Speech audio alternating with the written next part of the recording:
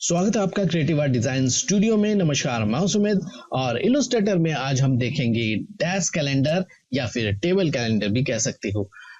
Dash calendar के calendar को तो देखेंगे ही, साथ में उसके स्टैंड का प्रिंटिंग का लेआउट को देखेंगे।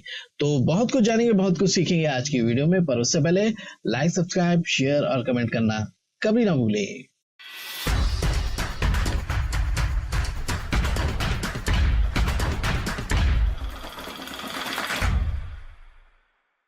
तो स्वागत है एक बार फिर से आप लोगों का। ये स्टार्ट करते हैं। तो ये है जी डैश कैलेंडर या फिर आप टेबल कैलेंडर भी कह सकते हो। टेबल कैलेंडर में क्या होता है कि पीछे की तरफ ये जो ब्लू कलर का आप देख रहे हो, ये है जी स्टैंड। इसको भी प्रिंटिंग के लेआउट में इसका लेआउट बनाना पड़ता है और कैलेंडर का तो बनाना ही पड़ता है। ठीक है, ये हो गया फ्रंट पार्ट, ये बैक हो गया, ये नीचे बॉटम हो गया, ऊपर जो आपको दिख रहा है ये वायरो बाइंडिंग हो गया। इसको कहते हैं वायरो बाइंडिंग। वायरो बाइंडिंग दो तरह के होते हैं, एक मेटल का होता है जो आपको दिख रहा है, ये वाला मेटल का है, एक प्लास्टिक का भी आता है। डिपेंड करता है कि आपका क्लाइंट कैसा है, किस तरह के बजट वो दे रहा है। किसी इंडिविजुअल के लिए आप बना रहे हो, किसी बड़ी कंपनी के लिए बना रहे हो, और वो किस तरह की उसकी रिक्वायरमेंट है। ठीक है जी, इन सभी पे डिपेंड करेगा कि वो बजट किस तरह का देगा और डिजाइन आप किस तरह के करोगे या फिर उसमें मटेरियल किस तरह का यूज करोगे। चलिए आगे बढ़ते हैं और इसका साइज ले लेते हैं। साइज के लिए मैं बता दूं कि डैश कैलेंडर के कई तरह के साइज आते हैं। अब ये तो आपको दिख रहा है हॉरिजेंटल में, कुछ आते हैं वर्टिकल में। जैसे कि मैंने कहा साइज कई तरह के आते हैं, तो डिपेंड उस पर भी करेगा कि साइज आप क्या ले रहे हो, मटेरियल किस तरह का होगा, डिजाइन किस तरह का होगा। ये सारी चीजें पहले से ही डिसाइड होती हैं। अपने क्लाइंट के साथ बैठ के अच्छी तरह से बात कीजिए और उनको उनकी रिक्वायरमेंट के हिसाब से डिजाइन करके दीजिए। ठीक है, तो चलिए एक साइज ले लेते हैं। बिगिनर हो तो यही वाला साइज ले लेना और प्रैक्टिस कर लेना, और प्रोफेशनली काम करना चाहते हो तो साइज आपका क्लाइंट ही आपको देगा। ठीक है, अच्छा, बहुत से सब्सक्राइबर ने ये कहा है कि अगर साइज क्लाइंट ना दे तो क्या करें। तो देखो यार, क्लाइंट ही साइज देता है। पैकेजिंग में क्या होता है कि आपका क्लाइंट ही साइज देता है, आप डिसाइड नहीं करोगे। आपको नहीं पता है कि पैकेजिंग में वो जो प्रोडक्ट है उसका साइज क्या होगा या उसका वेट क्या होगा या उसका शेप क्या होगा, आप डिसाइड नहीं कर सकते हो। पर इन चीजों में, जैसे कि ये कैलेंडर वाली चीजें हैं, इन चीजों में आप कुछ ऑप्शन उनको दे सकते हो कि ये साइज है या फिर इस तरह के हमारे पास साइज होते हैं और इस तरह के मटेरियल होते हैं, इस तरह के बजट लगेगा इसमें। तो ये सारी चीजें हमें पहले से ऑप्शन देना पड़ता है अपने क्लाइंट को। ठीक है जी, तो चलिए यहाँ पे दो साइज आपको दिख रहा होगा, कैलेंडर का साइज और स्टैंड का साइज। कैलेंडर का साइज विड्थ हम लेंगे 218 mm में और हाइट लेंगे 140 mm में। ठीक है जी, स्टैंड का साइज जैसे कि मैंने कहा कि स्टैंड ये वाला है, इसको हम अलग से इसका प्रिंटिंग का लेआउट देखेंगे और इसका लेआउट अलग से देखेंगे। तो स्टैंड का जो साइज है, तो विड्थ हो गया जी आपका 228 mm में और हाइट हो गया 152 mm में। ठीक है, बॉटम स्टैंड इसको कहा जाता है। ये देखिए यहाँ पे फोल्ड हो रहा है, एक पार्ट ये हो गया और एक पार्ट ये हो गया। ठीक है जी, तो ये हो गया बॉटम स्टैंड 50, यानी कि एक साइड का पार्ट जो है वो 50 mm का होगा। तो चलिए स्टार्ट करते हैं। फर्स्ट ऑफ ऑल मैं इसके साइज को यहाँ से लेना चाहता हूँ, तो मैं एक काम करूंगा, यहाँ पे आऊंगा, इसको अनलॉक कर दूंगा। ठीक है, और इसको कॉपी में कर लेता हूँ। एक न्यू डॉक्यूमेंट क्रिएट करेंगे, फाइल में जाएंगे, न्यू में मैं क्लिक कर रहा हूँ। ऑलराइट, तो न्यू डॉक्यूमेंट में आ गए, हम प्रिंटिंग में आ जाएंगे और यहाँ पे कोई भी फिलहाल के लिए अभी साइज ले लेंगे। ठीक है, और नेम जो भी देना चाहो दे सकते हो, जैसे कि डैश कैलेंडर लेआउट कर देते हैं। ठीक है जी, और यहाँ पे मैं यूनिट, अब देख लेना जो भी आपको यूनिट देखना पसंद हो, मैं मिलीमीटर में ले रहा हूँ। नीचे आ जाए तो यहाँ पे ओरिएंटेशन है, मैंने पोर्ट्रेट ही सेलेक्ट किया, आर्टबोर्ड 1, और ब्लीड वगैरह कुछ भी नहीं लेंगे, यहाँ पे सब छोड़ देंगे। कलर मोड देख लेना CMY के, अगर प्रिंटिंग के लिए यूज कर रहे हो तो ये CMY के लेना, और 300 PPI लेके क्रिएट कर देंगे। ऑलराइट, तो ये आ गए न्यू डॉक्यूमेंट में और अपना साइज को मैं यहाँ पे पेस्ट कर देता हूँ, थोड़ा सा मैं छोटा करके साइड में रखता हूँ। ठीक है जी, अब स्टार्ट करेंगे पहले हम स्टैंड से, कैलेंडर से नहीं। कैलेंडर को हमेशा बाद में बनाया जाता है, पहले स्टैंड को बनाएंगे। ठीक है, तो सबसे पहले जी यहाँ से लेंगे रेक्टेंगल और क्लिक करेंगे, ये साइज पूछेगा आपसे, तो विड्थ में 228 और हाइट में 152 और क्लिक किया, ये लीजिए जी हमारा एक साइज आ गया। ठीक है, मैं एक काम करता हूँ कि मैं अपने आर्टबोर्ड को और बड़ा कर लेता हूँ, ये लीजिए कुछ इस तरह से। ठीक है, ऑलराइट, इसको मैं स्ट्रोक में बदलूंगा, तो फिल में नहीं रखेंगे, इसको स्ट्रोक में ही हम बनाएंगे। ठीक है, और स्ट्रोक का साइज थोड़ा सा मोटा कर दूं ताकि आपको दिखाई दे।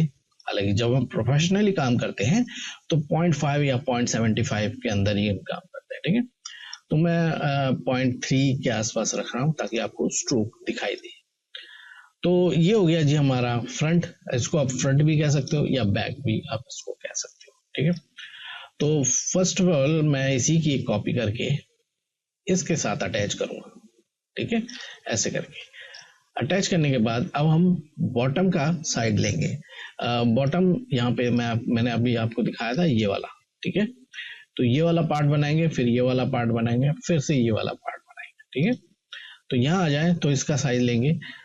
इसके लिए मैं यहाँ पे ले रहा हूँ ट्रांसफॉर्म का पैनल। ठीक है, रेफरेंस पॉइंट ऊपर की तरफ लगाएंगे और 50 mm जो कि यहाँ पे हमने साइज लिया था 50 mm, तो हाइट में आगे इसका 50 mm इसको कर देंगे। ठीक है जी, इसका एक और साइज लेंगे और इसकी कॉपी करके इसी के साथ अटैच हम कर देंगे। तो ये दो साइड हो गए। अब इसी का ऊपर वाले का एक और कॉपी करके नीचे की साइड में इसको हम अटैच कर देंगे। राइट, इतना होने के बाद अब जैसे कि मैंने कहा कि आप किसी को भी फ्रंट बना सकते हो, इसको चाहे बना लो चाहे इसको बना लो, वो डिजाइन के ऊपर है। जब आप डिजाइन करोगे तभी आप डिसाइड कर पाओगे कि फ्रंट आपके को कौन सा रखना है, ये वाला रखना है या ये वाला रखना है। ठीक है जी, इसके साथ इसका एक ग्लू मार्जिन आएगा, तो इसको मैं कॉपी करके इसके साथ अटैच कर रहा हूँ। ग्लू मार्जिन का जो साइज होगा वो 15 से 20 mm तक का आप ले सकते हो। ठीक है, तो रेफरेंस पॉइंट मैं ऊपर रख रहा हूँ, हाइट में आ रहा हूँ और यहाँ पे 20 mm का एक ब्लू मार्जिन लेंगे। ठीक है, इतना होने के बाद जी मैं थोड़ा सा तिरछा करूंगा, इसको तिरछा जरूर किया जाता है क्योंकि ग्लू लगाया जाता है, इसलिए थोड़ा सा तिरछा इसको बनाएंगे। तो मैं इसको 5 mm अंदर की तरफ लूंगा। तो एक चीज मैं दिखा दूं कि कंट्रोल के प्रेस करेंगे और यहाँ देखिए कीबोर्ड इंक्रीमेंट में 1 mm रखिए। ठीक है, जब मैं इसको मूव करूंगा तो ये 1 mm मूव होगा। ठीक है, अब देखिए 1 2 3 4 5, ये 5 mm हमने अंदर की तरफ मूव किया है। ठीक है, अब इस एंकर पॉइंट को हमने सेलेक्ट किया 1 2 3 4 5 ऐसे करके। राइट, तो आई होप इतना आप समझ गए होंगे सबको। मैं सेलेक्ट करके इसको 3 पॉइंट में रख रहा हूँ। ठीक है, अब देखिए थोड़ी सी मैं और कुछ एक्स्ट्रा कुछ आपको बता रहा हूँ। कैलेंडर जैसे कि मैंने कहा कई तरह के होते हैं। अब ये तो ऐसा है जिसका स्टैंड को आप फोल्ड कर सकते हो। ठीक है, ये देखिए ये फोल्ड किया हुआ है, ये पूरा एक ही पार्टी पर यहाँ से फोल्ड किया हुआ है। पर एक कैलेंडर और आता है जो कि थोड़ा सा हैवी मटेरियल के साथ होता है। उसका जो कार्डबोर्ड होता है या पेपर का जो जीएसएम होता है वो 1000 से ऊपर का होता है, वो बहुत मोटा होता है जिसको बीच से फोल्ड नहीं किया जा सकता है। तो उसको कैसे बनाएंगे उसको किसी और मैं वीडियो में बता दूंगा, अभी के लिए शॉर्ट में मैं आपको बता देता हूँ। उसको क्या करते हैं, अलग अलग हिस्सों में बनाया जाता है। ठीक है, ऐसे अलग अलग हिस्सों में उसको बनाया जाता है। अब अलग अलग हिस्से बनाकर फिर उसके ऊपर पेपर से पेस्ट किया जाता है और फिर उसको आप फोल्ड कर सकते हो। तो कुछ इस तरह से उसको बनाया जाता है, तो उसमें क्रीज लाइन की हमें जरूरत नहीं होती है। राइट, ऑलराइट, डिपेंड इसमें करता है कि आप मटेरियल कैसा ले रहे हो। ठीक है, इस चीज में जो मटेरियल होगा वो 380, 350 या 400 के आसपास का जीएसएम होगा।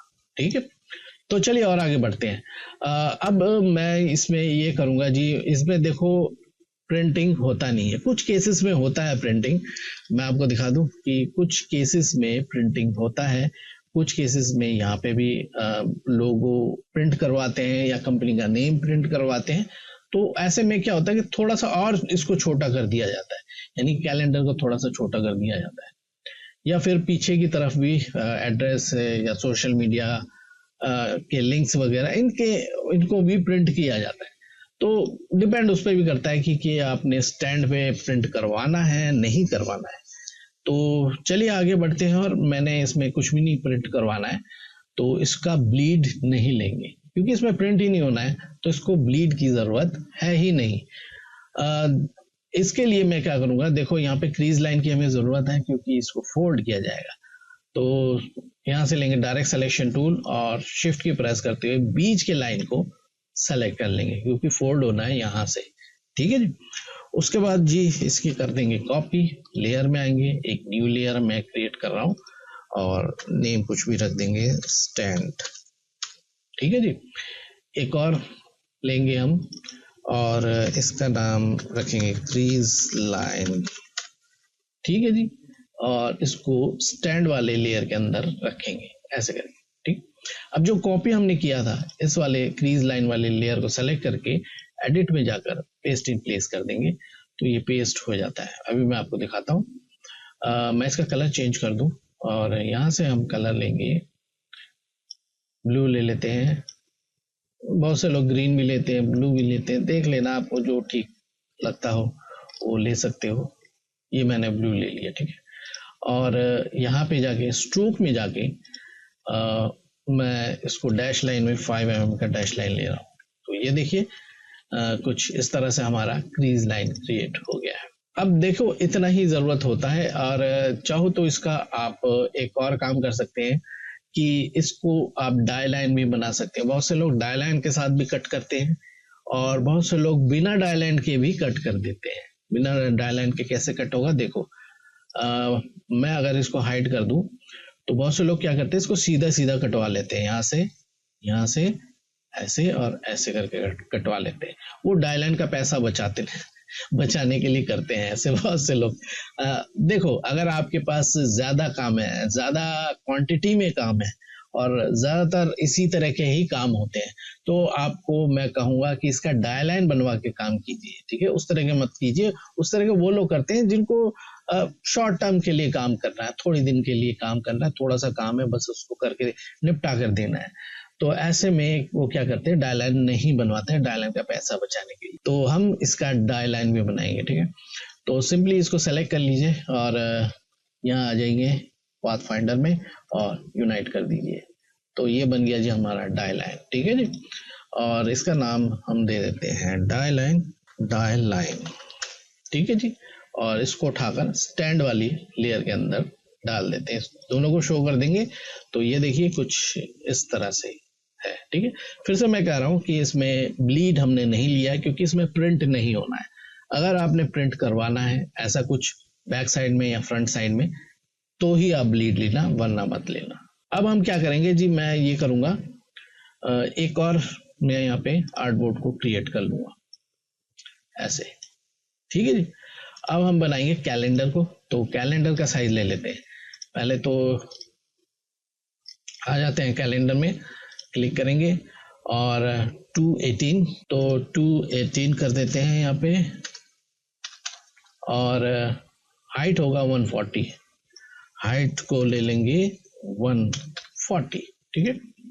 और कुछ इस तरह से ये हो गया जी हमारा कैलेंडर अंदर वाला, ठीक है जी। ये कुछ आपको मैं दिखा दूं कि कुछ ऐसे करके लगेगा, यूं करके मैं अलाइन करके आपको दिखा देता हूं। ये देखो जी कुछ इस तरह से, ठीक है। ऑलराइट, इतना होने के बाद जी मैं इसको मूव कराता हुआ यहाँ लेके आ रहा हूँ। ऑलराइट, अब मैं इसको आर्टबोर्ड के साथ अलाइन करूंगा, इस वाले आर्टबोर्ड के साथ। तो सेलेक्ट करेंगे और यहाँ पे जाके अलाइन टू आर्टबोर्ड, और ये लीजिए अलाइन टू आर्टबोर्ड हो गया, ठीक है। बहुत ज्यादा बड़ा लग रहा है तो एक और छोटा कर लेते हैं आर्टबोर्ड को इस तरह से, ठीक है जी। तो अब हम इसका देखेंगे डाई लाइन और ब्लीड को भी देखेंगे, इनर मार्जिन को भी देखेंगे। नहीं, क्रीज लाइन इसमें नहीं होता क्योंकि इसमें फोल्ड करने वाली ऐसी कोई चीज होती ही नहीं है। तो क्रीज लाइन वहां पे लिया जाता है जहां पे फोल्ड करना हो, ठीक है जी। तो पहले तो मैं सेलेक्ट कर रहा हूँ, इसका ब्लीड ले लेंगे। ब्लीड के लिए जी सेलेक्ट करके पाथ और यहाँ पे ऑफसेट पाथ में चले जाएंगे। प्रीव्यू को मैं ऑन कर रहा हूँ। ब्लीड 3 mm आप ले लेना, मैक्सिमम आप कितना भी ले सकते हो, मिनिमम तो 3 mm ही होगा, ठीक है। इसका कलर मैं चेंज कर देता हूँ, इसका रेड कलर ही लिया जाता है ब्लीड को हमेशा, तो ये ले लिया हमने रेड कलर में, ठीक है जी। अब एक काम ये करते हैं कि इसको मैं पहले तो कट करूंगा, एक न्यू लेयर मैं बनाऊंगा यहाँ पे, क्योंकि हमने प्रिंटिंग में भेजना है तो हमेशा इस तरह से बनाइए चीजों को, ताकि वो आगे जाके किसी और को भी समझ में भी आए कि हाँ आपने बनाया कैसे है, ठीक है। कोई कंफ्यूजिंग ना हो। तो इसका नाम हम रखेंगे कैलेंडर, ठीक है जी, ये रख लेते हैं कैलेंडर नेम। सेलेक्ट करेंगे, एक और मैं लेयर बनाऊंगा और इसका नाम रखेंगे ब्लीड, और ब्लीड को उठाकर मैं कैलेंडर के अंदर रखूंगा, ठीक है। इस वाले लेयर को सेलेक्ट किया, एडिट पेस्ट इन प्लेस, ये आ गया, ठीक है जी। इसको तो मैं लॉक कर देता हूं। अब आ जाते हैं जी ब्लैक वाले पे, यानी कि जो हमारा डाई लाइन है, ये हमारा हो गया डाई लाइन। अब इसके अंदर आएगा इनर मार्जिन, ठीक है जी। तो इनर मार्जिन बनाने के लिए इसको कैसे बनाते हैं इनर मार्जिन, Ctrl+C Ctrl+F करके एक कॉपी ले लेंगे, ठीक है। तो उसके बाद जी हम यहाँ पे आ जाएंगे ट्रांसफॉर्म के पैनल में, रेफरेंस पॉइंट नीचे रखेंगे और इसको 10 mm छोटा रखा जाता है, जैसे कि मैंने अभी दिखाया था आपको कि ऊपर से वायरो बैंडिंग भी होता है, ठीक है। तो यहाँ से 10 mm इसको छोटा किया जाएगा। पहले तो हम 7 mm छोटा करेंगे और फिर इनर मार्जिन पे 3 mm और छोटा कर देंगे, ठीक है। देखिए कैसे होता है। पहले तो इसको यहाँ पे आ जाते हैं हाइट में और -7 mm कर देंगे और ये हो गया जी, ठीक है। अब सेलेक्ट ही रहने देंगे, उसके बाद फिर से जाएंगे ऑब्जेक्ट, पाथ और ऑफसेट पाथ। ऑफसेट पाथ में जाके जी मैं यहाँ पे -3 mm करूंगा, ठीक है, और ओके कर देता हूँ। तो ये लीजिए हमारा इनर मार्जिन हो गया। इस वाले को डिलीट कर देंगे, इसकी जरूरत अब नहीं है। अब देखिए यहां से यहां तक का जो डिस्टेंस है वो 10 mm का है। मैं आपको दिखा दूं, ये देखिए इसका जो साइज है, यहाँ देखिए 10 mm है। पहले हमने 7 mm छोटा किया, फिर हमने 3 mm और इनर मार्जिन में छोटा कर दिया। अब इसको ऐसे ही नहीं रखना है, इनर मार्जिन को कभी भी ऐसे नहीं रखा जाता है। इसको सेलेक्ट करके राइट क्लिक कीजिए, मेक गाइड्स कर दीजिए, इसको हमेशा गाइड्स में रखा जाता है, ठीक है जी। इतना होने के बाद जी ये आ जाते हैं हम यहाँ पे, और इसको मैं यहाँ से कट कर दूंगा। कट करके मैं एक और लेयर बनाएंगे यहाँ पे, डाई लाइन वाला लेयर, ठीक है, कैलेंडर के डाई लाइन वाला। तो डाई लाइन कर देते हैं इसका नाम, और इसमें जाके मैं पेस्ट इन प्लेस कर देता हूँ, ठीक है। ये आ गया और इसको हमने लॉक कर दिया। अब ये जो है इसको भी कट कर देते हैं यहाँ से, और एक न्यू लेयर और बना के मैं इसका नेम रख रहा हूँ इनर मार्जिन, ठीक है जी, और प्लेस कर देंगे इसको, ठीक है। इसको इनर मार्जिन को डाई लाइन के नीचे लाएंगे और फिर इसको भी लॉक कर देंगे। तो ये देखिए जी हमारा टेबल कैलेंडर या फिर डैश कैलेंडर का प्रिंटिंग का लेआउट ये बन चुका है। ये हो गया जी हमारा स्टैंड का लेआउट, और ये हो गया जी हमारा कैलेंडर का लेआउट। अब यहाँ पे देखिए जितना हमने स्पेस छोड़ा है, ये हो गया वायरो बाइंडिंग के लिए स्पेस, ठीक है जी। यहाँ पे डॉट डॉट से होल किया जाता है, उससे वायरो बाइंडिंग किया जाता है, ठीक है। तो ये था जी हमारा प्रिंटिंग का लेआउट।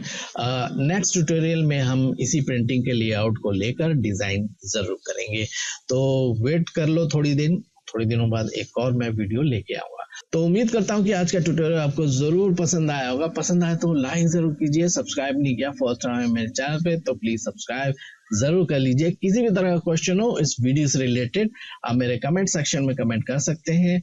अगले इलस्ट्रेटर के एक और ट्यूटोरियल के साथ, नए टॉपिक के साथ फिर से मैं आऊंगा। Thanks for watching.